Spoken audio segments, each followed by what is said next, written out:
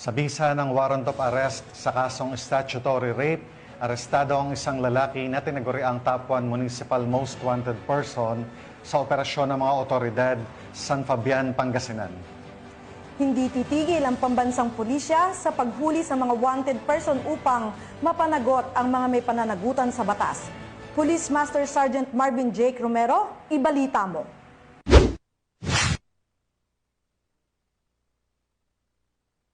Naaresto ng mga tauhan ng San Fabian Municipal Police Station ang top 1 most wanted person sa antas na municipal matapos isilbi ang warrant of arrest sa barangay Kayangan, San Fabian, Pangasinan. Kinilala ang suspect na si Ramram, 22 taong gulang, walang asawa at residente ng sabing barangay. Ang pag-aresto ay sinagawa sa bisa ng warrant of arrest para sa kasong statutory rape na walang nirekomendang piyansa. Sa kasalukuyan, nasa kustodiya ng San Fabian Municipal Police Station ang narestong suspect para sa kaukulang dokumentasyon at pagsasampa ng kaso sa korte.